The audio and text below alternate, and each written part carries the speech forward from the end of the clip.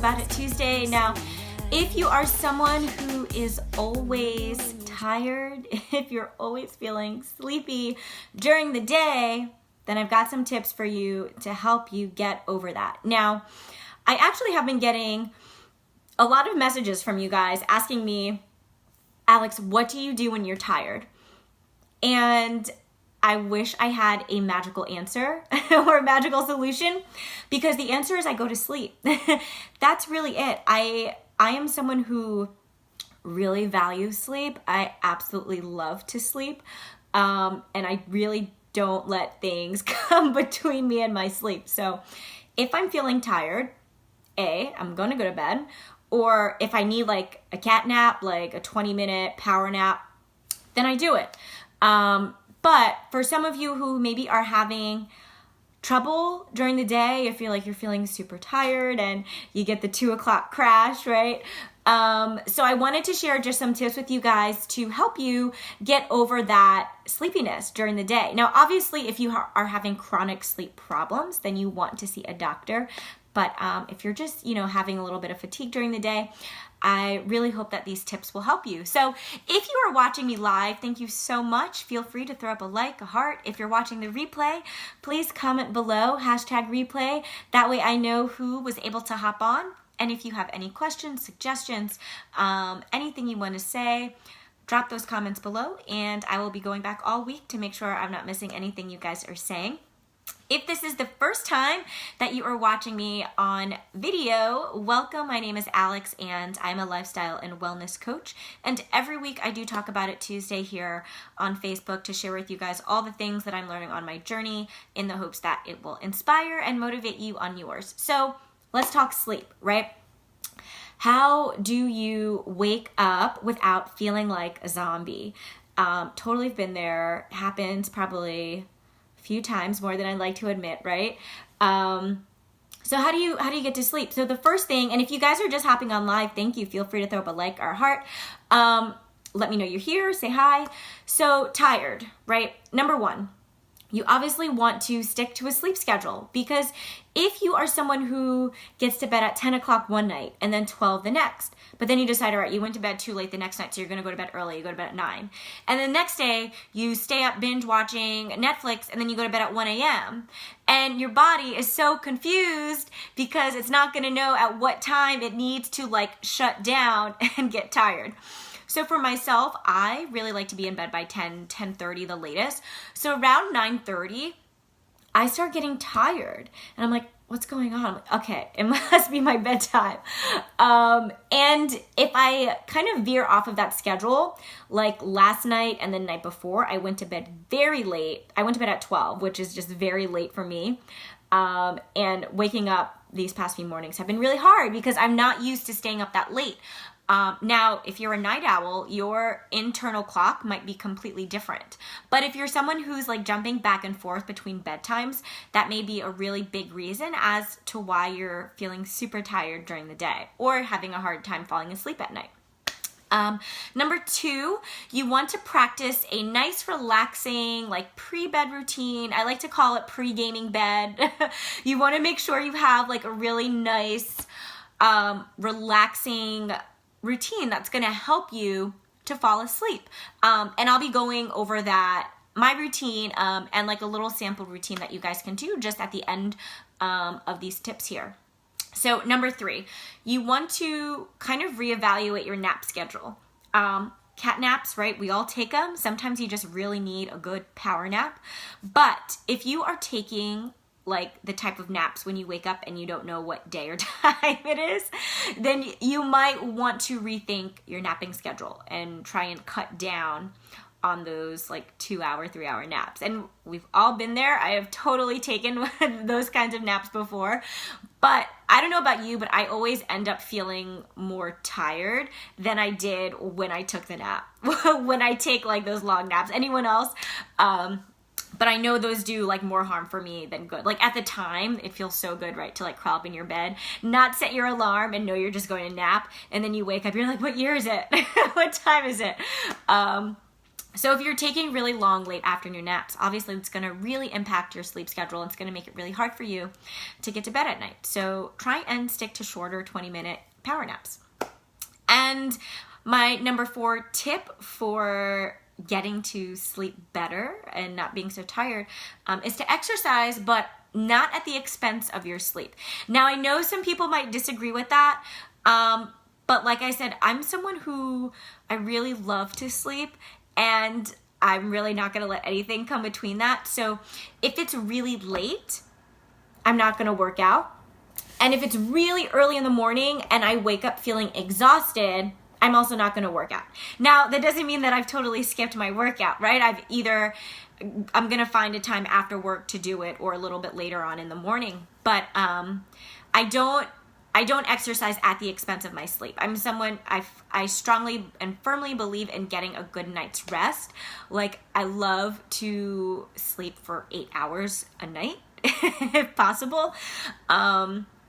So if it's a toss-up between waking up super early and working out or getting my 8 hours of sleep, like I said, some people might not agree with that, but I'm going to get my 8 hours of sleep and make sure I get my workout in earlier. So it really all depends on your schedule, if you're a morning person or a night owl, but you want to make sure that you're not doing things that are costing you sleep.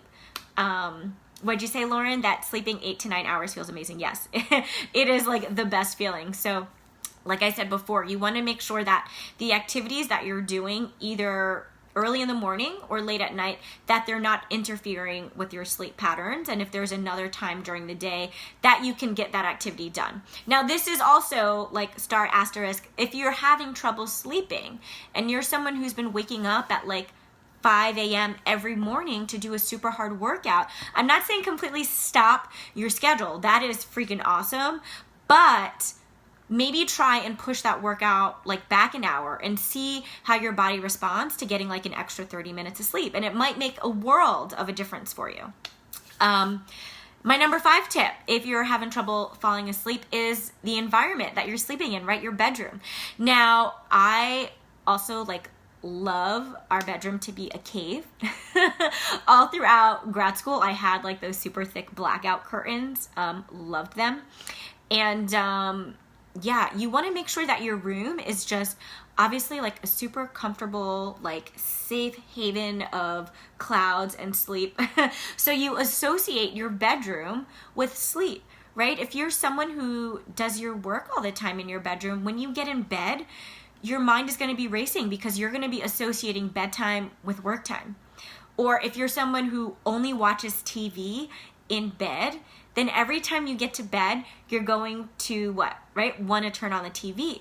So you really want to try and associate your bedroom with sleep. I mean, unless you sleep somewhere else, that's fine. I don't know. Maybe you sleep on the couch, or if your couch is comfortable, you have a guest room. I don't know. I'm just giving you some advice here. But you want to make sure that your room is a place that you can associate with really getting some rest. So you want to make sure it's dark in there, that there's not a bunch of lights. We live in the city, so there tend to be street lights sometimes, so we make sure all our curtains are closed. We make sure all our windows are closed so we don't have any noise that's going to disturb us, especially it's Halloween tonight. Maybe you're someone who needs like a little bit of background noise. So I love like the white noise option. We have a fan that has that option. A white noise machine. Maybe you like to go to sleep to like some light music. And also making sure the room is cool, because I know I personally hate the feeling of waking up like sweating, right? And there's just like, it feels like a puddle of sweat like right on your chest. And that's just a horrible feeling. You want to have like a comfortable night of sleep, uninterrupted. You don't want to be tossing and turning. So for me, if it's like below 70 degrees, that is a perfect sleeping temperature. Normally, I would be freezing. Like I would hate anything below 70 degrees in the house. I'm the person who's walking around with a hoodie, slippers, and a blanket, like yelling at Ryan to turn the heat on or to turn the thermostat up. But when you're sleeping, right, you want to have that cooler body temperature and cooler temperature in the room, so you can snuggle in your blankets and get a good night's rest. And then my last tip, obviously, is make sure you have a comfy mattress. If your mattress is more than like 8 to 10 years old, girl, it is time to get another mattress, like for sure. And make sure your pillow is comfortable too. And if you're someone who maybe has back issues, I suffered from this for a while, make sure you have the right sort of pillow that's going to support your body. So when you wake up, also, not only, you don't want to be tired, but you don't want to be in pain. So it's really important to have the right pillow and the right mattress so you can get such a comfortable, uninterrupted night's rest. So now I want to share with you, those were my 6 tips for you. Sticking to a regular sleep schedule, practicing a nice relaxing pre-bed routine. So the pre-gaming of the bed, I'm going to be talking about that. Checking your nap schedule, exercising, but not at the expense of your sleep. Making sure you have a really comfortable and nice room environment to get your sleep in. And then obviously you need a comfy mattress and a comfy pillow. Our bed feels, we always say, like a pillow of clouds when we get it. It's so comfortable. So you definitely want to make sure that your bed is comfortable. So let's talk about pre-gaming bedtime. How do you prepare yourself to get ready for bed? And maybe you've never thought of this before, but it's something that, and especially if you're very tired all the time and you're having a hard time getting to bed, you may need to start kind of implementing some sort of routine to get yourself ready, like to be like, okay, hey girl, like it is time for you to calm down, like it's time to go to bed. And you might need that. So here's like some things you could introduce to your pregame here. You want to try and avoid bright lights before you go to bed. And I've talked about this on previous videos, that really bright light, especially that comes from your cell phone, can really interfere with like the signals in your brain that when it's like telling you time to go to bed. So you want to make sure like your phone is on sleep mode. If you absolutely have to check that last Facebook post or Instagram post before you go to bed, but you want to really try and avoid those bright lights. So that means no TV before bed. You want to cut down on alcohol, heavy or like spicy meals or cigarettes before you go to bed, because those are things that also are going to keep you up. Especially those spicy meals tend to cause indigestion, especially if you're eating and then you're laying down. No good for your stomach, and you will be tossing and turning and stomach is rumbling, and not a good situation. So try to avoid those things before you go to bed. Now, obviously, guys, life happens.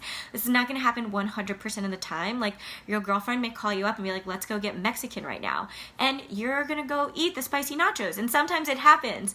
But all in all, like you want to try and avoid eating heavy before bed, drinking a lot before bed, smoking before bed.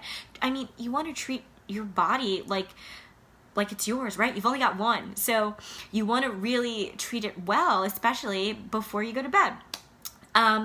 Another practice that you can do before you go to bed is reading, which I really love doing, journaling, meditating, doing a light yoga or stretching, drinking a nice calming tea, and even vision board making, which is something that I've started to like doing, and not on your phone because you don't want to look at the bright light before you go to bed. But if you get a ton of magazines in your house, like we get West Elm in our house and Jocelyn and Murphy and all these things that are so beautiful, it's just a really great way to kind of plan for the future and create a vision for what you want your life to look like. And it's fun to look through magazines right before you go to bed, and you're avoiding that super, super bright light that comes from the computer screen or from your cell phone. And another thing which I've been doing, and I think that this might really help you guys, I'm excited about this one.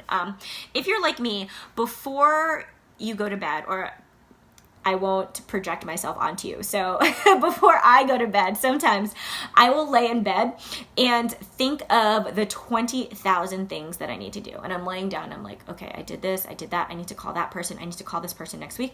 I need to make sure I write that down as soon as I wake up.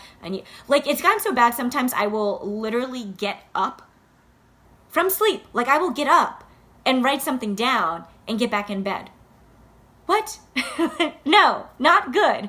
Interrupting the sleep flow. So here's what you guys can do to kind of decrease that like running train through your mind, because I totally have been there and it's super annoying and can really interfere with you getting a good night's rest, right? You like wake up at 1 a.m. and be like, oh, I didn't do this, right? Okay, so here's what you're gonna do. This is not on a computer. This is not in the notes section on your phone. This is actual pen and paper. What? Yes. So get a pad, get a notebook. What you're gonna do is write down all the things. Now, if you already had a to-do list written down, then use that to-do list. But if you didn't, write down the things that you accomplished that day. So what are the things that you did that were important to your life that day? After you've written those things down, I want you to cross them off, because there's something like in the brain that you just get that feeling, right? When you like get to draw the line through it. So I want you to write down like your 5 or 6 things that you did during the day that you needed to do and cross it off. I don't want you thinking about the things you didn't get done. I don't want you stressing out about the things you need to do. All you're doing is writing down the things you actually did. And you're gonna cross them off. Okay, step 1. Step 2, you're going to write down 3 things that you're going to do tomorrow. Not the thing you have to do next week. Not the 4 things that need to get done on Friday, right? You're only going to write down the 3 things that you need to do tomorrow, okay? What that does is it sets your brain up for a sense of accomplishment, because you can look at all the things you've accomplished, and then sets you up to fall asleep calmly and peacefully, because you've set purpose for your day, right? You've set a purpose for tomorrow. So there's no reason for you to be sleeping and be like, oh my gosh, I have so many things to do, because you've already written down all the amazing things you've accomplished, and you already know the 3 things that you need to do the next day. So I really recommend doing that. It has significantly helped the running train in my brain to really like take a rest when I go to bed. And I think it's just a really nice way to put your mind at ease and to put yourself in a nice calm state before you fall asleep. So those are my tips for you guys on how to pregame your bed, your bed routine, how to make sure you're having a nice relaxing and calm routine before you get to sleep. And then my 6 tips before on what to do if you're someone who's walking around like a zombie all day. If you missed them, make sure you catch the replay and go back to the beginning, because I was giving you guys some tips if you just hopped on now. But thank you so much for hopping on. I will post the replay right after this, and also we'll post the replay on my brand new YouTube channel, which I'm super excited about. And if you guys have any suggestions about things that you'd like to see me talk about on Talk About It Tuesday, please drop them in the comment section below. And I will see all of you guys later. Bye. Happy Halloween.